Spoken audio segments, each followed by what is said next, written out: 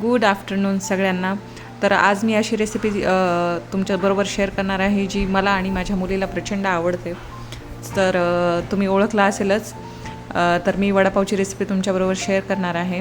तर यासाठी मी 3 मीडियम साईजचे बटाटे घेतले आहेत. ते कुकरमध्ये बॉईल करण्यासाठी ठेवले आहेत. आणि एकीकडं मी 1 मिरची आणि 7-8 लसूण पाकळ्या घेतलेल्या आहेत. मिरची थोडी कमीच घालणार आहे मी, कारण लहान मुलगी आहे माझी, जास्त तिखट नाही खात ती, त्याच्यामुळं तुम्ही तिखट तुमच्या आवडीनुसार घालू शकता. आणि एकीकडं मी कढई घेतली आहे. त्याच्यामध्ये 2-3 चमचे तेल घेतलं आहे. त्याच्यामध्ये जिरे आणि मोहरी घातली आहे. जिरे मोहरी तडतडली की त्याच्यामध्ये मिरची आणि लसूण वाटून घेतलेलं वाटण घातलेलं आहे मी. 1 मिनिटभर परतल्यानंतर अर्धा चमचा मी हळद घातली आहे मिश्रणामध्ये. आणि बॉईल झालेले आणि मॅश करून घेतलेले बटाटे याच्यामध्ये घालायचे आहेत आपल्याला. सगळं मिश्रण मिक्स करून घ्यायचं आहे. नंतर वरून मीठ घालायचं आहे आणि फ्रेश कोथिंबीर घालून घ्यायची आहे वरून. आणि एकदम सिंपल अशी झटपट बटाट्याची भाजी तयार झालेली आहे. 1 मिनिटभर परतून घेऊन गॅस बंद करायचा आहे आपल्याला. दुसरीकडं आपण आता वड्यांसाठी आता मिश्रण तयार करून घेऊया आपण. हे मी चणा डाळीचं पीठ घेतलं आहे अर्धी वाटी. त्याच्यामध्ये अर्धा चमचा हळद आणि थोडंसं मीठ घातलेलं आहे चवीपुरतं. ते मिक्स करून घ्यायचं आहे थोडं थोडं पाणी घालून. आणि थोडीशी मीडियम अशी कन्सिस्टन्सीचं पीठ तयार करून घ्यायचं आहे आपल्याला. जास्त पातळही नको आणि घट्टही नको. तुम्ही बघू शकता. भाजी थंड होण्यासाठी ठेवली आहे आपण.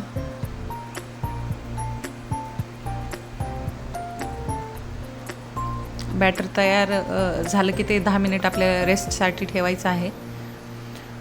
बॅटर रेस्टसाठी ठेवल्यानंतर आपण इकडे वडे करून घेऊया. तुम्हाला जसे हवे गोल किंवा चपटे तुम्ही तुमच्या आवडीनुसार करून घेऊ शकता. भाजीचे छोटे छोटे गोळे करून मी राऊंड काही आणि चपटे काही केले आहेत.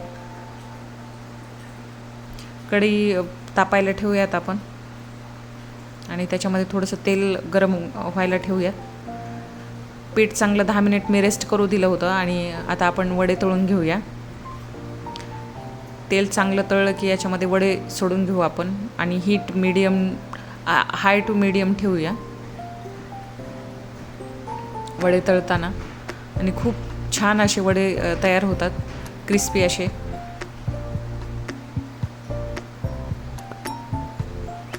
एखाद 2 मिनिट तळल्यानंतर आपण पलटून घेणार आहेत वडे.